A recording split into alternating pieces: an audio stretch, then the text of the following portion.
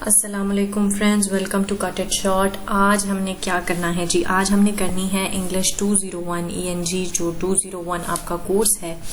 इसके पेपर के मुतालिक हमने कुछ बातचीत करनी है, देखने हैं कि कौन से इंपॉर्टेंट टॉपिक्स हैं, किस तरह से आपने इनको प्रिपेयर करना है, क्या चीज़ें आपने माइंड में रखनी है। तो चलें जी, वीडियो स्टार्ट करते हैं। सबसे पहले आपका आता है लेक्चर नंबर 23। आपके स्टार्टिंग के जो लेक्चर हैं इन्वॉल्व वो हैं बेसिकली रिपोर्ट्स के बारे में। रिपोर्ट्स का मोस्टली आ जाता है आपसे लॉन्ग क्वेश्चन 10 मार्क्स का कि आप रिपोर्ट लिखें, जैसे कि आपको आया है आपकी क्या हम बता सकते हैं आपको, हाँ जी, आपके असाइनमेंट में आया है। अच्छा जी, दूसरी ये बात है कि आप लोगों को जाहिर है आप रिपोर्ट्स प्रिपेयर नहीं कर सकते क्योंकि आपको एक अनसीन सा टॉपिक दे दिया जाएगा और कहा जाएगा कि रिपोर्ट लिखें। आपको ये पता होना चाहिए कि टाइप्स कौन कौन सी हैं। अगर आपको कोई खाली स्टेटमेंट दी जाए तो आपको पता हो कि इसके अकॉर्डिंग मुझे कौन सी वाली रिपोर्ट लिखनी है। फिर रिपोर्ट्स का जो स्ट्रक्चर बयान किया गया है हर लेसन में, वो आपको पता होना चाहिए कि स्ट्रक्चर कौन सा है, वो उसको आपने फॉलो करना है। रिपोर्ट किस तरह लिखनी है वो भी हम बात करेंगे, वो हम बाद में बात करते हैं। पहले हम लेसन देख लेंगे कौन कौन से हैं, कैसे तैयार करने हैं। उसके बाद हम कुछ पास्ट पेपर्स देखेंगे और फिर हम देखेंगे कि रिपोर्ट कैसे लिखनी है। चलें जी, स्टार्ट करते हैं। सबसे पहला आता है हमारे पास जी प्लानिंग अ रिपोर्ट। जब आपने, एक मिनट जी, हम यहाँ से ऐसे मूव करते हैं तो हमारे लिए थोड़ा सा आसान हो जाएगा। प्लानिंग रिपोर्ट, जब आप प्लान रिपोर्ट करते हैं आपको कौन कौन से स्टेप्स चाहिए, या आपसे शॉर्ट या लॉन्ग में आ सकता है। ठीक है, बात वही होगी जो कि पॉसिबिलिटीज हैं। अनएक्सपेक्टेड चीजें आती हैं। ऐसा नहीं है कि आप कहेंगे कि जी आपने बता दिया था तो इससे हटकर क्यों आया, ऐसा नहीं हो सकता। कुछ भी आ सकता है। वो चीजें हैं जो ज्यादा इंपॉर्टेंट हैं या ज्यादातर आती नहीं है। अच्छा, उसके बाद आपके पास है कि पर्पस स्टेटमेंट क्या होती है। एनालिटिकल रिपोर्ट के मुतालिक उन्होंने आपसे थोड़ी सी बातचीत की है, वो आपको पता होना चाहिए। उससे आगे देख लेते हैं। जो उन्होंने स्टेप्स दिए हैं उनको उन्होंने डिस्कस किया है। ये शॉर्ट में और एमसीक्यूज के हवाले से ये बहुत पूछा जाता है कि सिक्वेंशली कौन सा होता है, क्रोनोलॉजिकली कौन सा होता है, स्पेशली क्या है, जियोग्राफिकली क्या है, कैटेगोरिकली क्या है। यहाँ पे एमसीक्यूज में भी पूछा जाता है, शॉर्ट में भी पूछा जाता है। ये आपने लाजमी कर लेने हैं। एनालिटिकल रिपोर्ट देख लेनी है। फिर अल्फा न्यूमेरिक और डेसिमल सिस्टम का आपको पता होना चाहिए कि किस तरह आउटलाइन प्रिपेयर की जाती है। अच्छा जी, उसके बाद हम देख लेते हैं ये जो इम्पोर्टेंट हैं चीजें यहाँ पर वो हाईलाइट की हुई हैं। कहाँ चला जाता है जी, कुछ समझ नहीं आती है कहाँ चला जाता है। अच्छा, उसके बाद हमारे पास आती हैं राइटिंग लॉन्ग रिपोर्ट्स। वो थी प्लानिंग की, ये है राइटिंग की। अच्छा, इसमें भी आपको ये सारे पार्ट्स पता होने चाहिए, आपके फिंगर टिप्स पे होने चाहिए कि फॉर्मल रिपोर्ट के कितने पार्ट्स होते हैं। ठीक है, फिर उसमें से आगे आपकी जो प्रिफेटरी है उसके कौन से पार्ट हैं, बॉडी के मजीद कौन से पार्ट हैं, फिर टर्मिनल के अंदर कौन सी चीजें आती हैं, सप्लीमेंट्री पार्ट्स कौन कौन से हैं, ये आपको पता होना चाहिए। और इनको विद डेफिनेशन आपको ये चीजें पता होनी चाहिए क्योंकि ये आपसे शॉर्ट में पूछे जाने वाले बहुत ज्यादा इंपॉर्टेंट क्वेश्चंस हैं।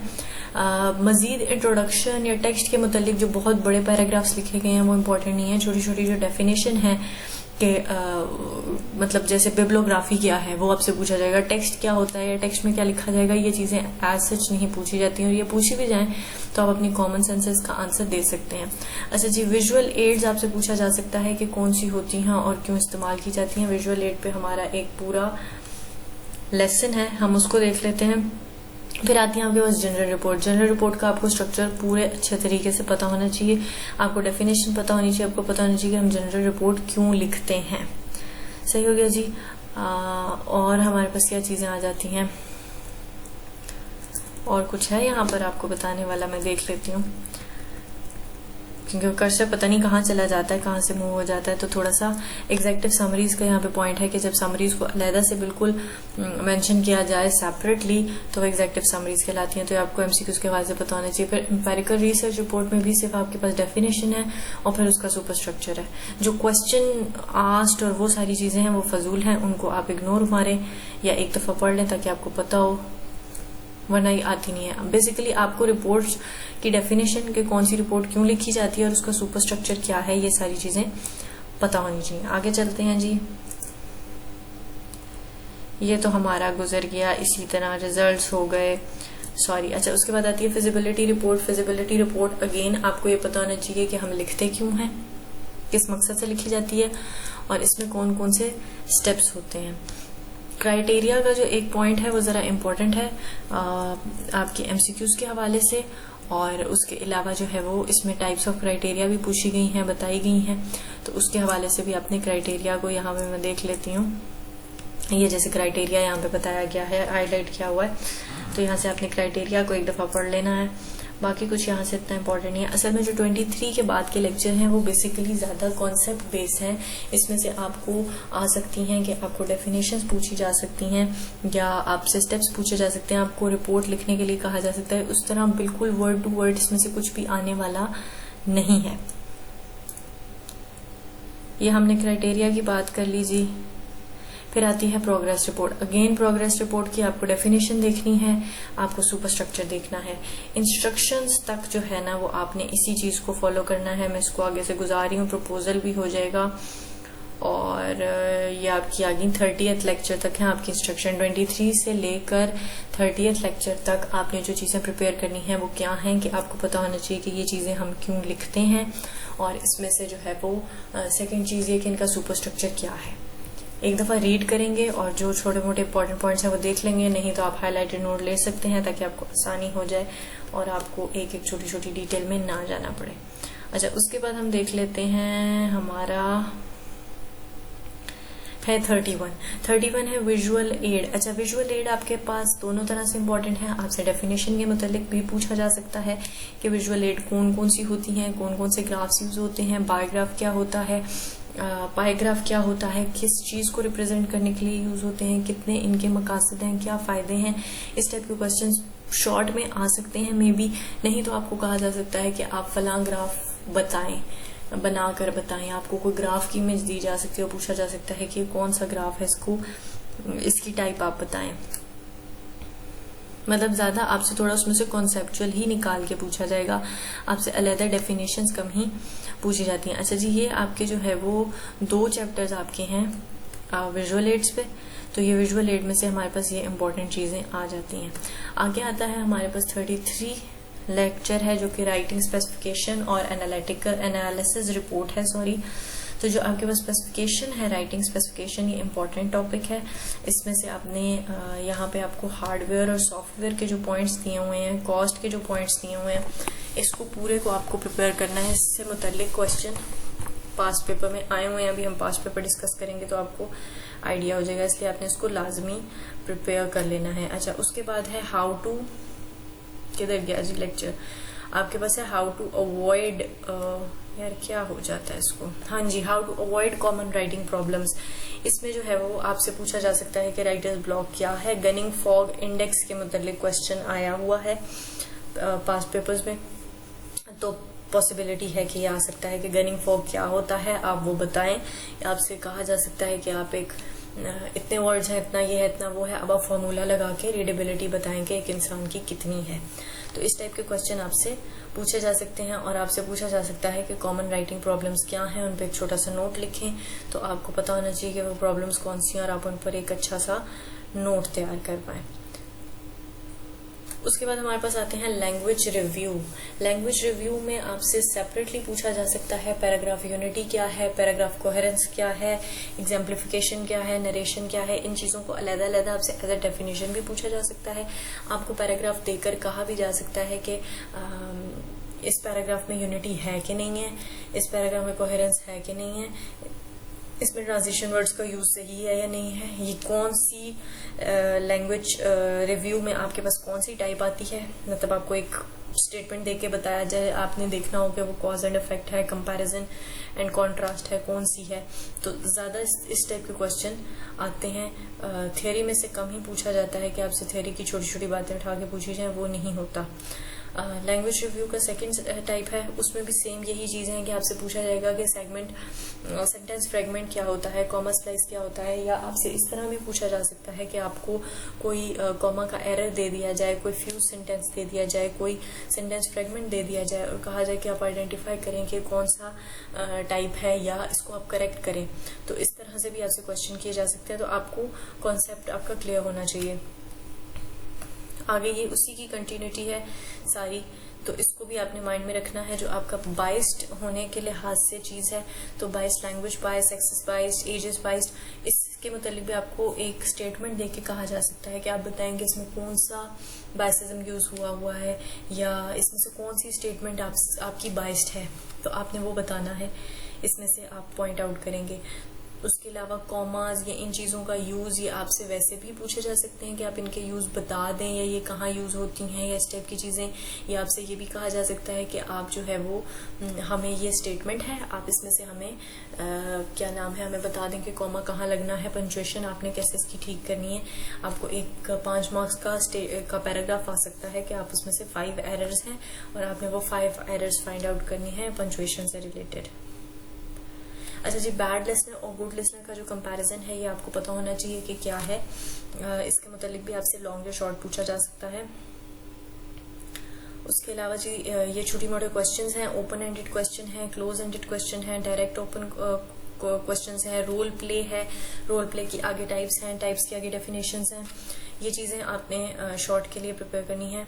अच्छा, और हमारे पास है giving speech and oral presentations. इसमें भी कुछ ऐसा इम्पोर्टेंट नहीं है, छोटी मोटी बातें हैं। जो हाईलाइटेड पॉइंट्स हैं वो आपने देख लेने हैं। अगर आप नोट्स ले लेंगे तो आपके लिए ईजी होगा, नहीं तो आप पढ़ लेंगे तो आपको आइडिया हो जाएगा कि कौन से पॉइंट्स थोड़े से इम्पोर्टेंट हैं और कौन से इतने इम्पोर्टेंट नहीं है। बड़ी बड़ी एग्जांपल्स दी हुई हैं ज़्यादा, जिसकी वजह से रिटन मटेरियल बहुत ज़्यादा लगता है। और 44th में आपका बिल्कुल भी कुछ नहीं है एसएच पढ़ने वाला, और 45 जो है वो आपका है ही रिविजन का लेक्चर। तो यहाँ तक हमने बड़ी ईजीली डिस्कस कर लिया कि कौन कौन से पॉइंट। एक तो आपने रिपोर्ट राइटिंग पे प्रैक्टिस कर लेनी है, आपको सारी रिपोर्ट्स का मतलब और उनका स्ट्रक्चर आना चाहिए। उसके अलावा आपको जो है वो जो छोटी मोटी डेफिनेशंस हैं उनका पता होना चाहिए, कहाँ किस चीज़ को यूज़ करना है वो पता हो, मतलब पंक्चुएशन कैसे करनी है, 22 सेंटेंस कौन से हैं, इस टाइप के क्वेश्चंस का आंसर आप कर सकें तो वो चीज़ें आपके लिए ईजी हो जाएंगी करनी। बाकी हम देख लेते हैं पास्ट पेपर्स को, यहाँ से हम इसे करते हैं बंद। अच्छा जी, अगर हम सब्जेक्टिव को देखें, एक सेकेंड जी, हम इसका रीड मोड ऑन करते हैं। हाँ जी, अगर हम देखें कि जी आपके पास फाइनल टर्म में सब्जेक्टिव कौन से आए हुए हैं, तो यहाँ से आपके पास ये टर्म एब्स्ट्रैक्ट है। इसकी डेफिनेशन आई हुई है कि आप एक्सप्लेन करें कि एब्स्ट्रैक्ट क्या होता है। फिर कंटेंट लिसनिंग जो आपकी होती है, गुड लिसनर जो बेसिकली होते हैं उनका क्या गोल होता है कि वो बोरिंग चीज़ में से भी इंटरेस्टिंग चीज़ निकाल लेते हैं, समझने की कोशिश करते हैं, इंटरेस्ट लेते हैं, क्वेश्चन करते हैं, अपने इमोशंस पे कंट्रोल रख के एंड पे क्वेश्चन करते हैं। अच्छा, उसके बाद आपसे एम्पिरिकल रिसर्च रिपोर्ट के मुतालिक पूछा गया और उसका सुपर स्ट्रक्चर मांगा गया है। तो ये अगर आपने याद किया होगा तो आप समझेंगे आपके 3 मार्क्स तो सिक्योर हो गए। आगे देख लेते हैं यहाँ से हम,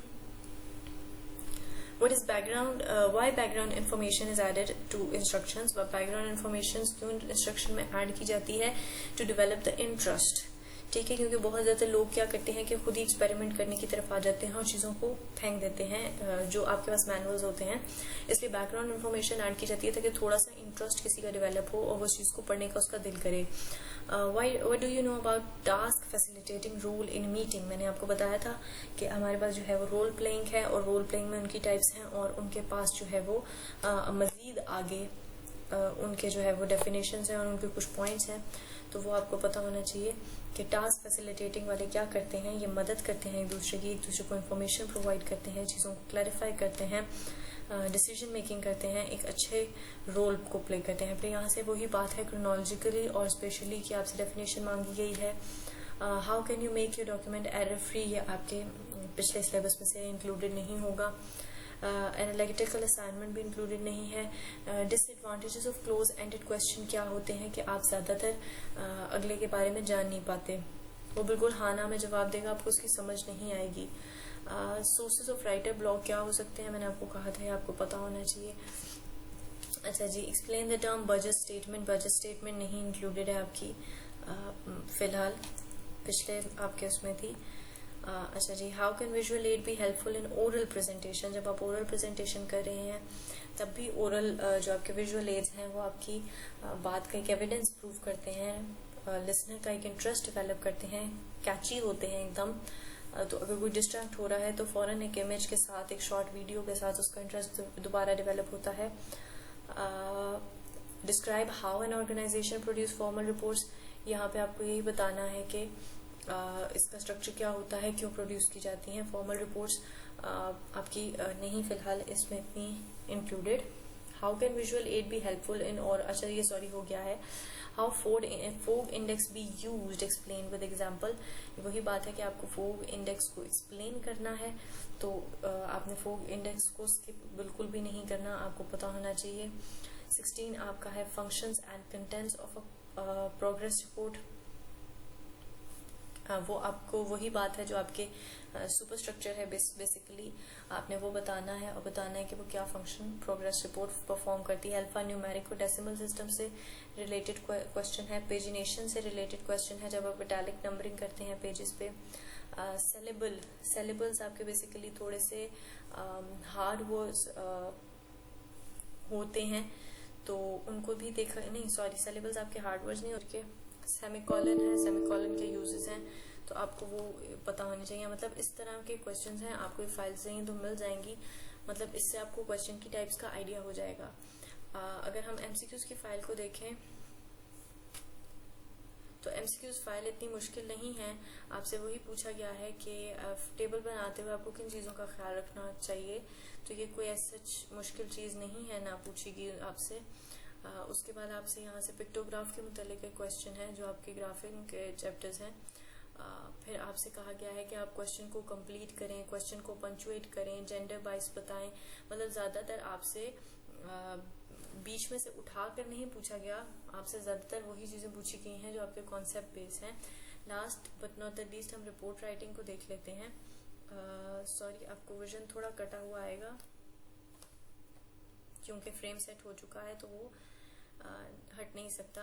ये बेसिकली वो सॉल्यूशन है जो आपके इंस्ट्रक्टर ने अपलोड किया है आपकी रिपोर्ट राइटिंग के, हम क्या कहेंगे इसको, असाइनमेंट का। हाँ जी, तो आपने इसी तरह बिल्कुल इसी को फॉलो करते हुए आपने अपनी रिपोर्ट लिखनी है, जिसमें आपने पहले हेडिंग देनी है। हेडिंग के बाद आपने यहाँ उन्होंने पहले पूरा सुपर स्ट्रक्चर मेंशन किया हुआ है, ठीक है, नंबरिंग देके सुपर स्ट्रक्चर मेंशन किया हुआ है, और फिर हेडिंग दी हुई है। पूरी रिपोर्ट में ये इस तरह हेडिंग्स दी हुई हैं उसी सुपर स्ट्रक्चर की, और उस हेडिंग के मुतालिक उन्होंने लिखा हुआ है और पॉइंट्स बना के लिखा हुआ है ताकि बात थोड़ी इफेक्टिव लगे। तो आपने ये जो सॉल्यूशन फाइल आपकी अपलोड हुई है इसको भी एक दफ़ा पढ़ लेना है। तो आई होप कि I made it all clear. Still any questions there आप पूछ सकते हैं। इंशाल्लाह I will try my best to make it clear, and best of luck for your exams. और आई विल ट्राई कि और वीडियोज़ आ सकें, मोस्टली पेपर से रिलेटेड ही वीडियोज़ आएंगी। तो जी